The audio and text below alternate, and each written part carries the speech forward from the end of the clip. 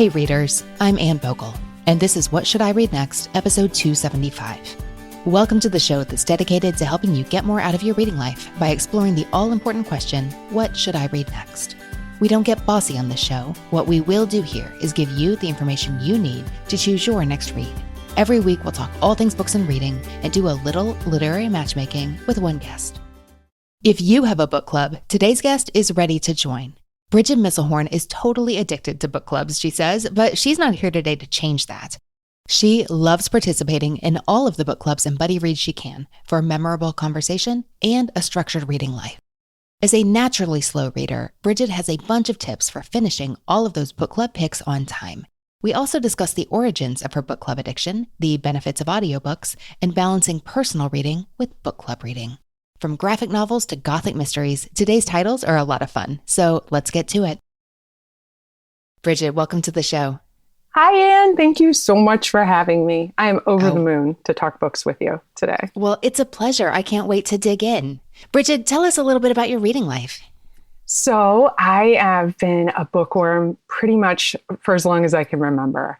My very first job growing up was as a children's librarian page. I would put away all the books, and one of my jobs was literally to read the shelves to make sure everything was in order in the Dewey Decimal System. And I would just spend half the time looking at books and adding books to my to be read even before I knew what a TBR was. And I've always been an escapist reader. I love books that just take me away or just let me see through someone else's eyes for a little bit. I just find a lot of entertainment and value in reading, and it's probably my favorite hobby. For many years, I would kind of read on my own in a vacuum. I'd read books, and I wasn't tracking them. Shortly after I met my husband about 10 years ago, he suggested using Goodreads to me. So I started putting things on my actual TBR and stuff that I'd read. So I was able to start tracking my reading. And it was kind of a whole new world for me. I'd never done that before.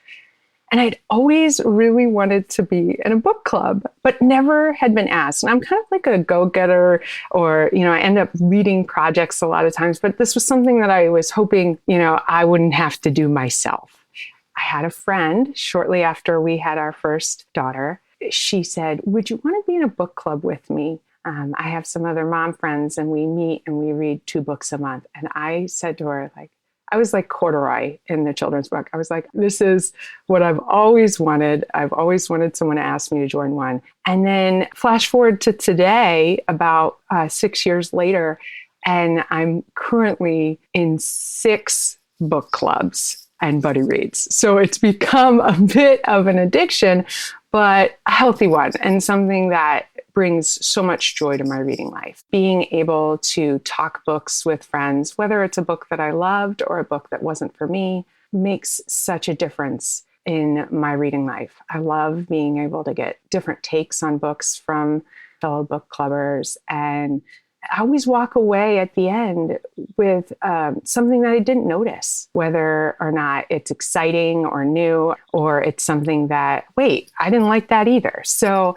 I think it's made my reading life so much more enjoyable and so much more memorable to be in all these book clubs and buddy reads with friends. When you filled out your submission at whatshouldireadnext.podcast.com/guest, and we saw the words book club addict, we thought, oh, so many readers are going to relate to this, or so many readers are going to get the nudge they need to do that thing they've been meaning to do for so long, which is find a book club. I'd love to hear more about the impact joining these book clubs has had on your reading life. Oh, goodness. Well, I would say the first thing would be the amount I read, for sure. I went from reading maybe 30 books a year to closer to 50. And in this past year, especially with everything, I read over 100 books, which was a first for me. You described yourself as a slow reader. Yes. Tell me more about that. I am a naturally slow reader, especially on the page. I think it has to do with the fact that my comprehension, I'm really taking in like almost every detail. But it is not unheard of for me to take a month to read a book. For example, I'm currently reading Ready Player 2. I absolutely loved Ready Player 1. I am savoring it for all it's worth. It's not a book club pick, so I only pick it up here and there. And I'm fine with that. Like, I don't mind being a slow reader. But to make sure that I make my reads for book clubs in time, I always, have it in my Google Calendar. Okay, make sure you've read this book by this date. But a lot of times it works out fine. I am able to catch snippets of time to read on audio as well. So what I normally do is have the audiobook, and I'll have it either on page or on my e-reader. So if I'm not listening to it while doing the dishes or walking or exercising or, trying to cook dinner, then I'm reading it when I do have a chance to sit down and read. So that helps me to finish books a lot quicker. And listening to audio on like a little bit faster speeds, I can't do like 2 times the speed. That's way too fast.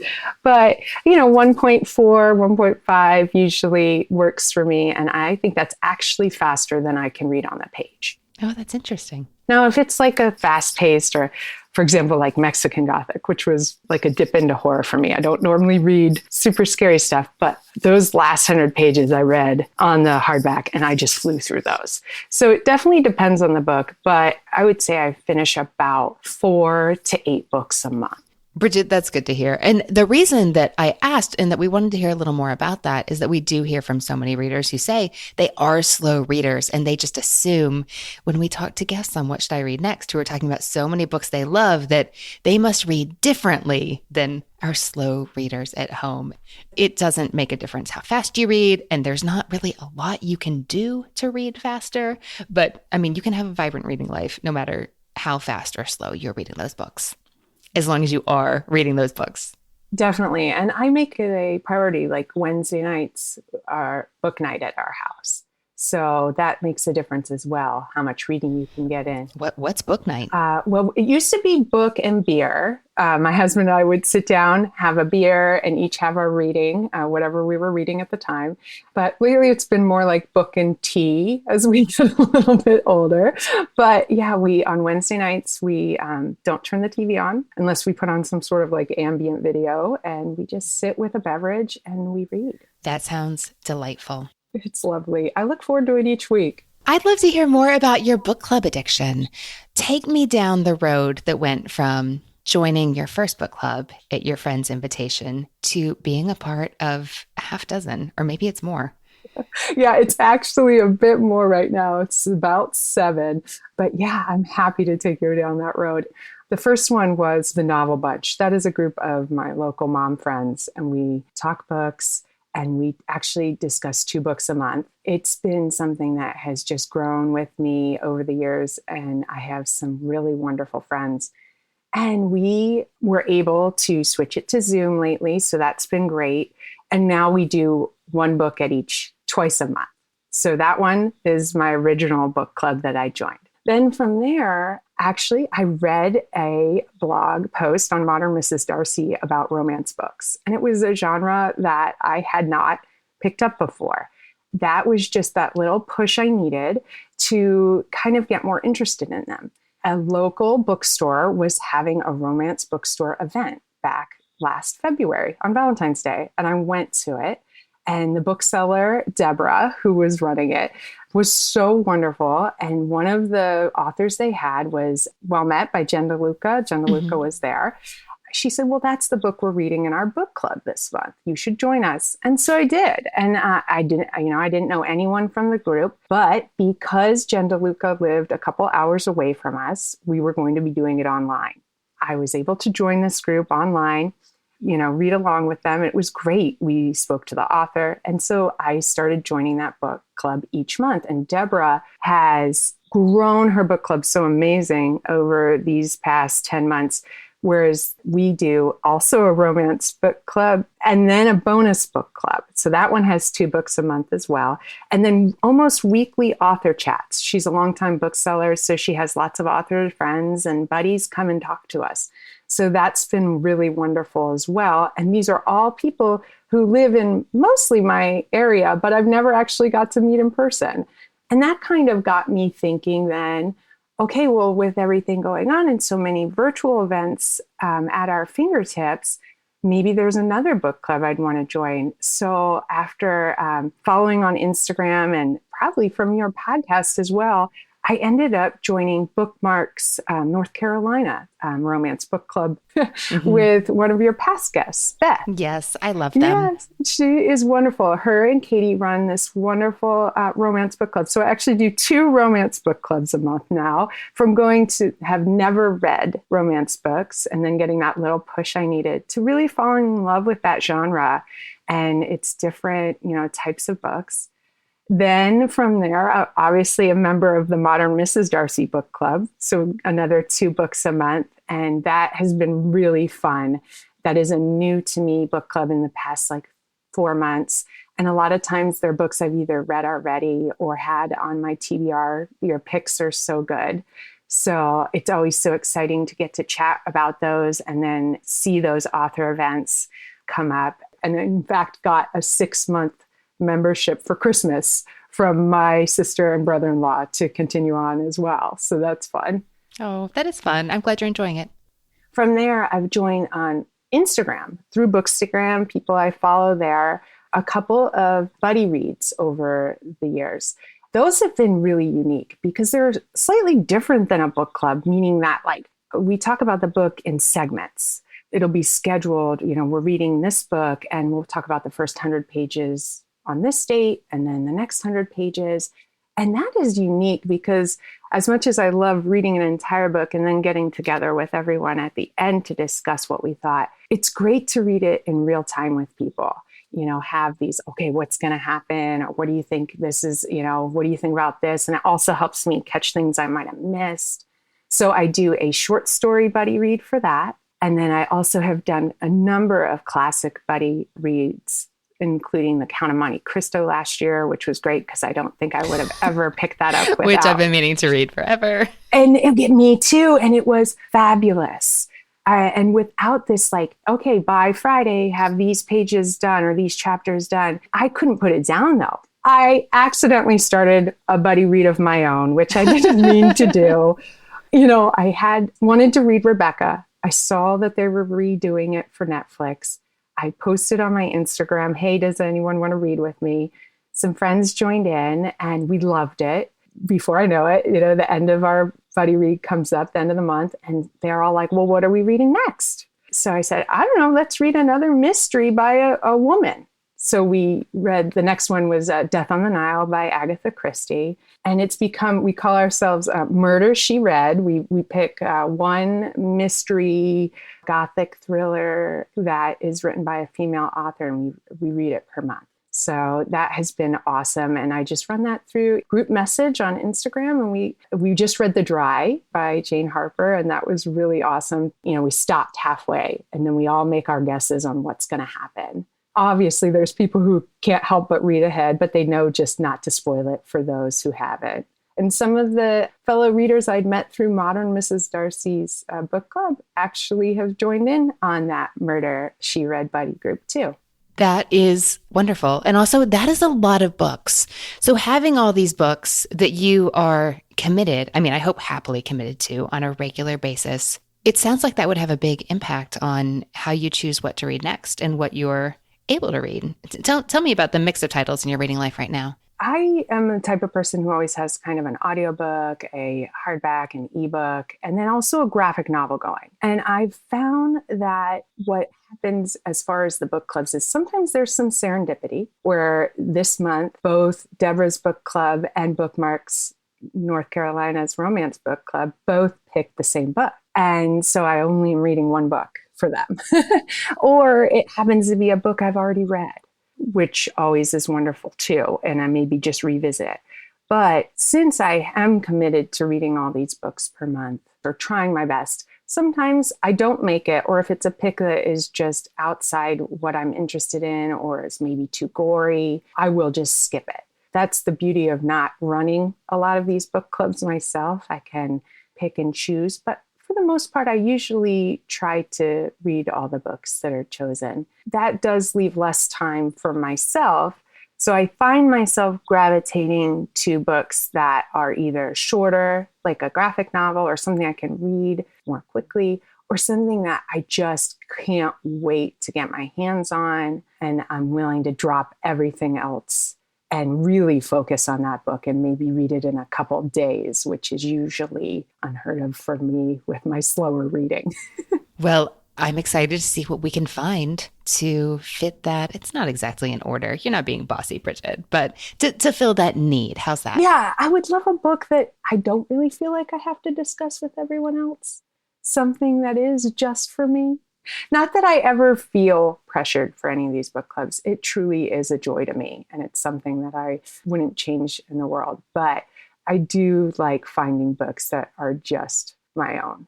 For example, the 3 books that we're going to talk about, when my book club, Novel Bunch, asked, well, what books did you pick? And I told them, they were like, Brigid, you've never recommended any of those books to us. Come on, why are you holding out? So it was kind of funny that I realized, okay, these are 3 non-book club picks, and yet they're the ones that are 3 that I absolutely love. They're books that belong to you alone. Yes. Well, until today. All right, Brigid. You know how this works. We're going to talk about 3 books you love, 1 book you don't, and what you've been reading lately. And I'll recommend 3 titles you should read next. Oh, that sounds great. I cannot wait. Well, I love the way you picked these. Tell me about your first selection. Yes. So my first selection is one that just kind of blew me away when I first picked it up. And that's Tuesday Mooney Talks to Ghosts by Kate Racculia. This book has pretty much everything I love. It's a super fun puzzle, kind of mystery book, and it's got pop culture and awesome characters, and fast-paced, and has like just the teeniest touch, well, maybe not teeniest, but touch of the like macabre. Like I find myself recommending it to people all the time because it is lovely. I would say it's Willy Wonka meets Indiana Jones. That's a fun description. Yeah, like set in a Westing game, kind of. One of the wonderful things is the sense of place in this book. It is set in Boston around fall and Halloween time, and there's a little bit of Salem, Massachusetts also. You really get this feel of Boston, and the characters too are just so great. Tuesday Mooney herself is one of those characters that has just stuck with me. I feel like so many books that I read, the main characters are flawed, and the anti-hero types. Whereas, yes, she has her flaws, but like I couldn't help but just root for her and want to be her. She's like, if you could cast it in a movie, like Phoebe Waller-Bridge, just this like awesome, always wearing black, walking Google of a person, She crosses paths with this like eccentric billionaire, and his name is literally Vincent Price, but with a Y. So it's kind of perfect, and then the real Vincent Price also comes into play. So it's just a really fun book, and I can't say enough good stuff about it. That sounds really good. That's been on my radar for forever because I really enjoyed Bellwether Rhapsody, but I've never read Tuesday Mooney. And I've never read Bellwether Rhapsody. Or The Westing Game, if we're confessing things here. I've been meaning to read it for not quite a million years. It's something that I picked up recently in the past, maybe year and a half. A friend had always listed it as one of her favorites growing up, and I read it. And I mean, there's probably a few things that are a little bit in today's day and age off color, but it really holds up as a fun puzzle, kind of that Knives Out feel, or the inheritance games, a billionaire, millionaire, eccentric person leaving their will in this puzzle mystery way. It's really fun. I think you would love it, Anne. I was even ecstatic to find a copy in a little free library. Not that I can't just walk into the bookstore and buy it, but sometimes it feels like the universe is saying, hey, Anne, here's that book you've been thinking about. Brigid, tell us about book 2. So my next book is Nimona by Noelle Stevenson. This is, I wanted to choose a graphic novel to talk about, and far and away, this is my favorite graphic novel I have read. It actually helped me really fall in love with the genre. And now I find myself trying to find something like it and never being able, to find a book to the same feel that I got when reading Nimona. It's fast-paced, it's fun, it's a mashup too. And Noelle Stevenson, this was Noelle Stevenson's webcomic that was turned into a graphic novel and compiled. And they just have a way of writing that is able to mash up this medieval type adventure, but yet it's set in this kind of futuristic sci-fi fantasy world. So while it's knights and, they're having jousts, there's also video screens and laser guns and banks and all these other things that you would not see normally in a medieval times adventure. And it's about a hilarious little shapeshifter named Nimona. Nimona is on point with her little jabs and jokes. She decides to go work for this finger quotes villain, the evil villain, Lord Blackheart. And it is just one of those things where I picked it up and I couldn't put it down.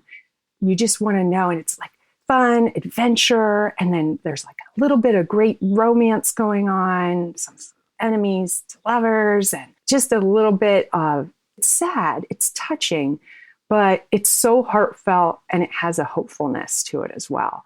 I love the backstory that's told within it.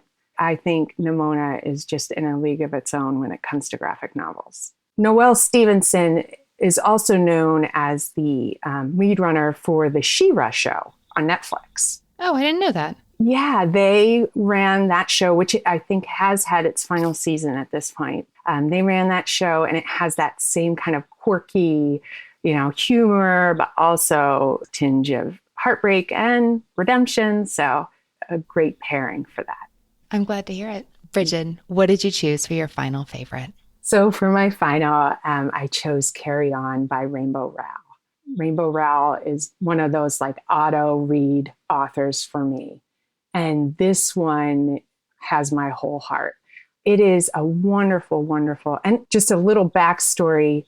Rainbow Rowell wrote a book called Fangirl. Within it, the main character, Kath, writes fan fiction about two characters, Simon Snow and Baz, from a series of fantasy books that she has read and loved. After Fangirl's popularity, Rainbow Rowell wrote Carry On as an actual Simon Snow and Baz book. So it's very meta. It's, a book written about a book within a book, fan fiction within a book. And yet it is so wonderful of its own regards. It's a fantasy book. It's set at a magical campus. Love those. Watford School. And it takes place, it's during the final year of Simon Snow, who is, of course, a chosen one. He has a vampire nemesis / roommate named Baz. And they are fighting this evil creature known as the Insidious Humdrum. Again, it has a lot of things that I love, like pop culture references. The magic they use are sayings like, "These aren't the droids you're looking for," would be one of their magical spells. They have power because of normals, knowing those statements. Just wonderful little nursery rhymes as their magical spells. And I just love it. It's got mystery, magic, ghosts, and humor. It's a fast pace from multiple perspectives. So each chapter kind of bounces from different characters throughout the book. And it is part of a trilogy, and the third one will be coming out later this year. But Carry On by Rainbow Rowell just, has my whole heart. I love that book. I like it. Now, Brigid, tell me about a book that was not for you. One book that I didn't like. I don't normally finish books that I dislike, but one that I didn't like and felt wholly ambivalent about was Normal People by Sally Rooney. I mean, I really don't have much to say about it other than I finished it and I didn't love it and I didn't hate it. Was this book club or just for you? This was a friend's recommendation and it came available on my Kindle, so I picked it up and she wanted to read it together, kind of just the two of us. And I did. And I finished it because of that probably. But honestly, I probably would have put it down otherwise. Now, this is contemporary, realistic literary fiction, which is different than any of the books you brought up so far. Coincidence, not a coincidence? Because I also know, I haven't read Sally Rooney, but I also know the tone of this is different than the books you've mentioned so far as well. I think there's a connection there, but there are some contemporary that I do enjoy. I don't know if Poet X would be something that would be considered that, but since it's in verse, but I don't mind if something's contemporary or realist. But this one, the characters didn't pull me, and I think it just wasn't right for me. I think I've also heard the word bleak applied to this one a lot. Yeah, I'm not crazy about bleak stuff. I wouldn't say that I hate it, but I do like a little hope at the end, even if the ending isn't all tied in a bow. Only things that I really, really stay away from would be a horror, gore, or like serial killer. Duly noted. I do like thrillers, but I don't like a ton of bloody stuff. Okay, we can work with that, Brigid. I know this is not probably popular, but this is a real spicy take, and I'm almost like nervous to say, but since I listen to so many audiobooks, I have to say I do not like audiobooks read by Julia Whalen, narrated by her. And that is many audiobooks nowadays. It seems almost like every book you see is read by her. And I have to say it's probably a compliment to her, because after listening to Educated, I can no longer listen to her narrate a book without thinking of Educated. Oh, that's interesting. When children are in peril, and it's because of a parent's lack of active abuse, I have a difficulty enjoying a book like that. I will, read them. They seem to be quite popular in book clubs. But since listening to Educated, whenever I hear her narrate something like Beach Read, or I just can't get into it. Now, if she's with somebody else, like in Daisy Jones and the Six, where she's the narrator and there's other narrators as well, then it's okay. But honestly, if I see her name, I will force myself to read that book only on page or on my Kindle.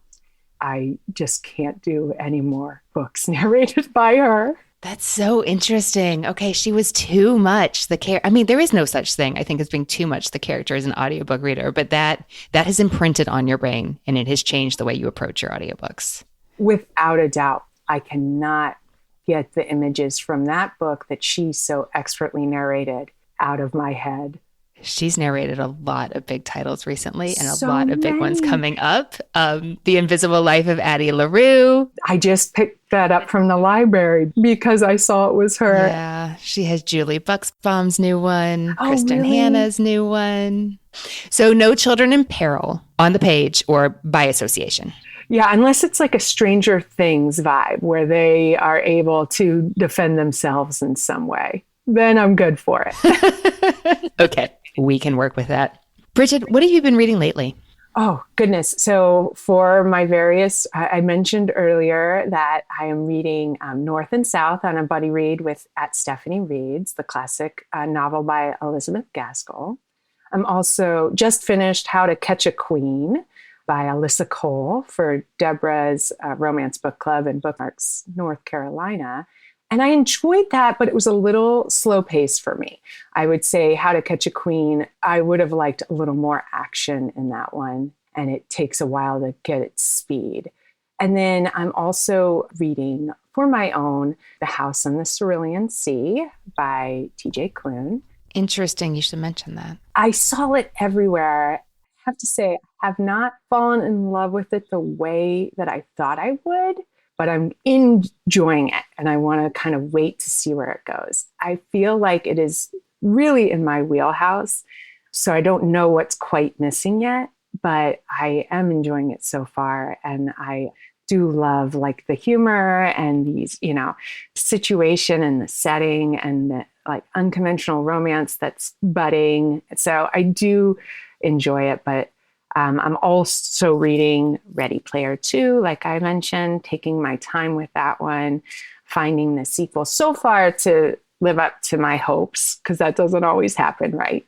Lastly, for my novel bunch club, I'm listening to The Girl with the Loudening Voice by Abby Dare. Brigid, what do you want to be different in your reading life?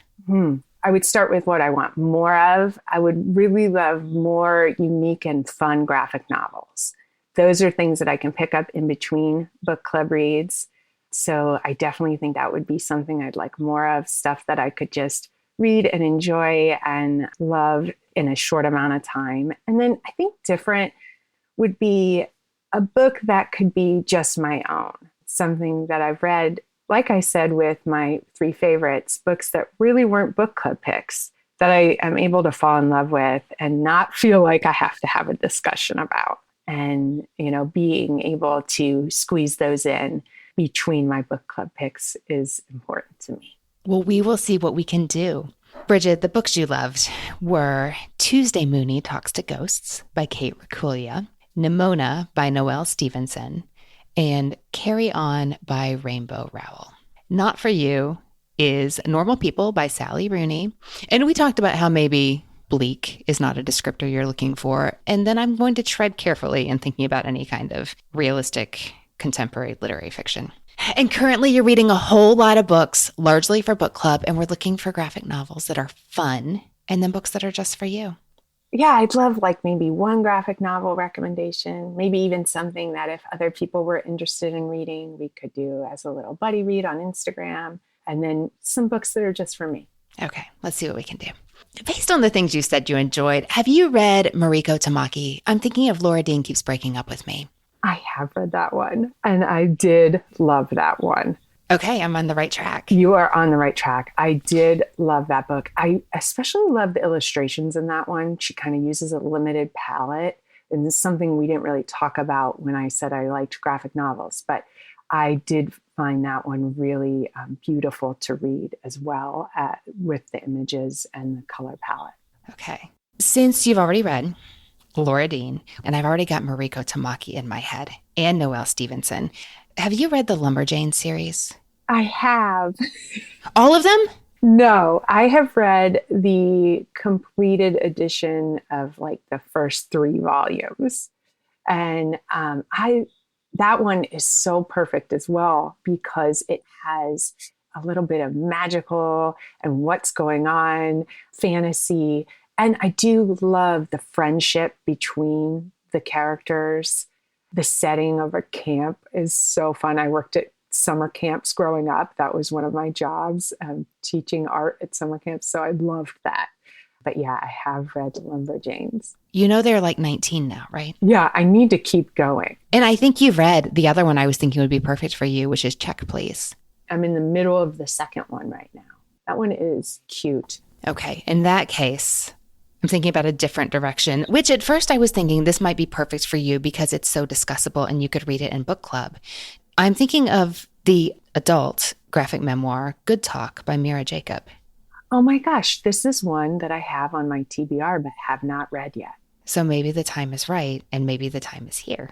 Yes. This is her follow-up to her first book, A Sleepwalker's Guide to Dancing, which actually I have been meaning to read for a very long time and have not yet. I've never even heard of that one either.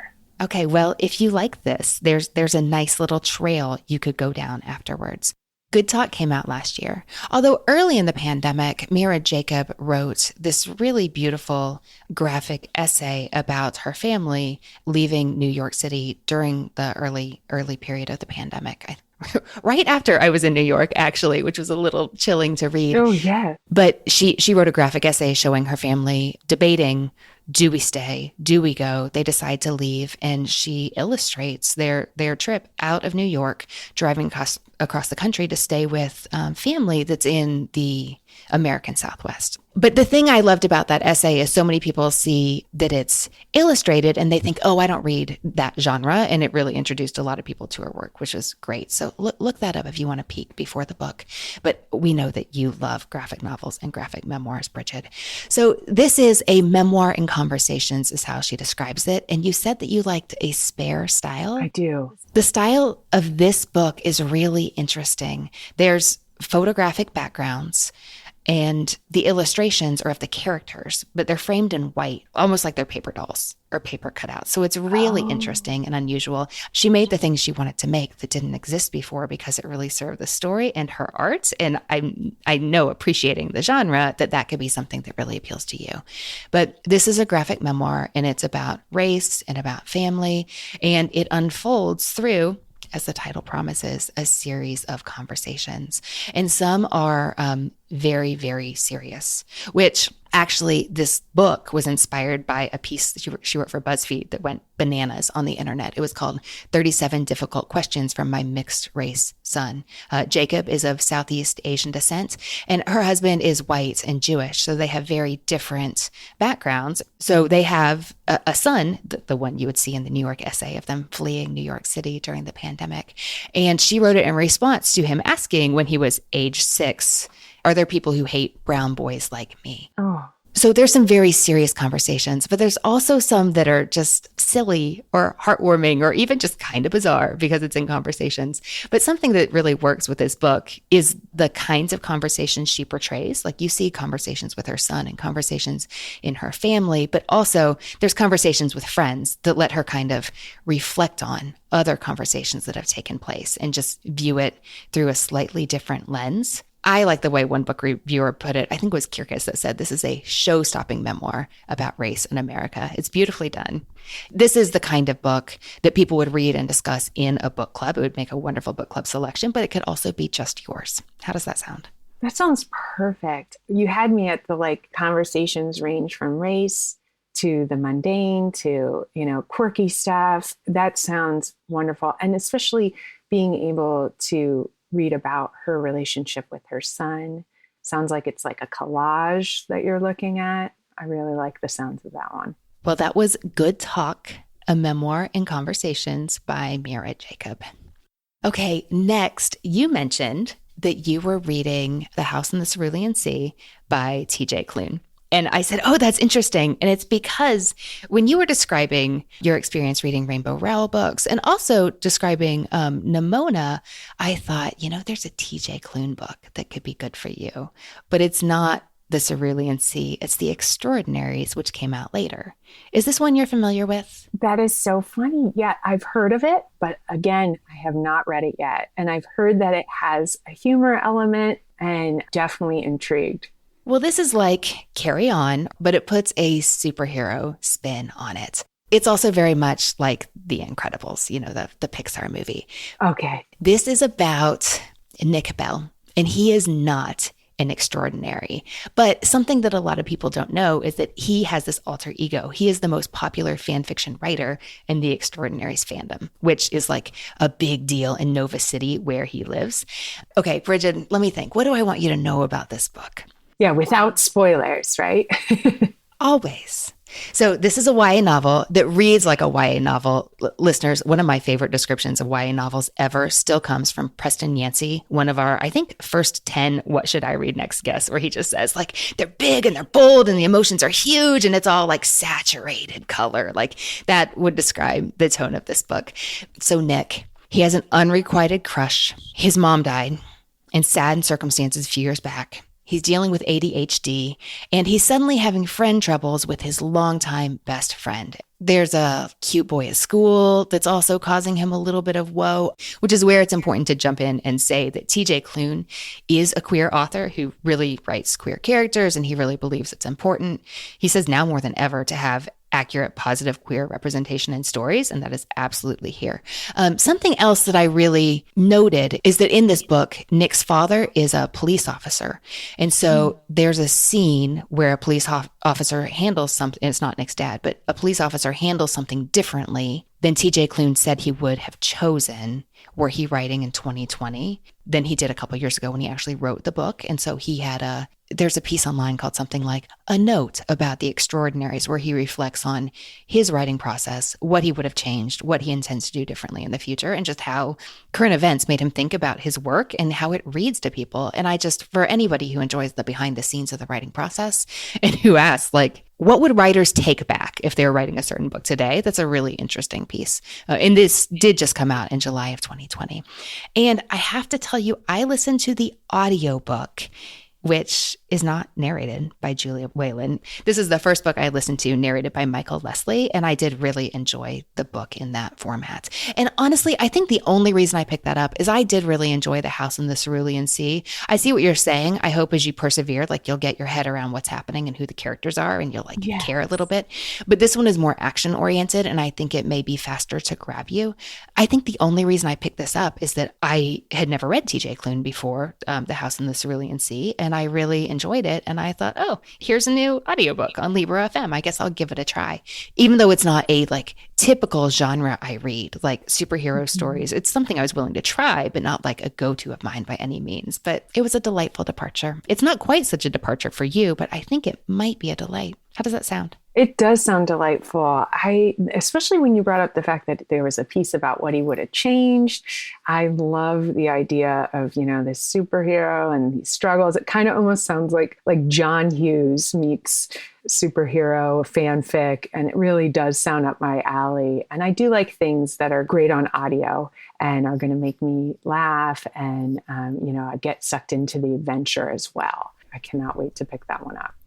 Well, I am happy to hear it. That was The Extraordinaries by T.J. Klune, and it's the first in a planned trilogy. The next book is set to come out in summer 2021.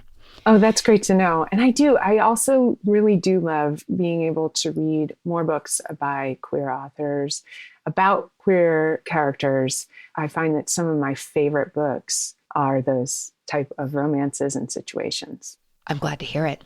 Okay, finally...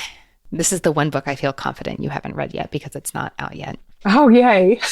You mentioned that you returned or finally read Rebecca recently. Oh, I just finally read it for the first time and I absolutely loved it. Okay. It was a classic that I had been meaning to read for years and for some reason was kind of daunted by. And then I picked it up and it felt so fresh, but yet also really, got me sucked into the setting and the time, the place and the characters. So yeah, I loved that one. You mentioned you'd read And Then There Were None for one of your book clubs. For sure. Agatha Christie, any sort of puzzle like that. Thriller writer J.T. Ellison has a new book coming out in March that has serious Rebecca vibes and also And Then There Were None. It seems like there's a whole slew of books where terrible things happen at parties in gorgeous isolated locations. And yes. This is one of them. And I think you might be here for it. I am. Especially if it's like Clue, the movie, or The Hunting Party. All right. In that case, let me tell you more. This book is called Her Dark Lies, and it opens right as the wedding of the year is about to take place at this gorgeous villa off the Italian coast. And it's a very exclusive guest list because there's a Nashville artist. Her name is Claire. She's a painter. So she sees things through an artistic lens. She is marrying Jack. He is the son of a huge computer company's family. They are loaded. They have staff galore and security and notoriety. And there's lots of secrecy about what she can and can't tell about the family because she's about to be welcomed into the inner circle. They're all really excited about this wedding. But as the book begins, nothing is going right. They're approaching the island to get there for the first time, to check in and enjoy it. But it turns out that skeletal remains have been found that day. Ooh. And they think they know who they belong to. And it can't be a good sign. It can't be a good omen that they're showing up now.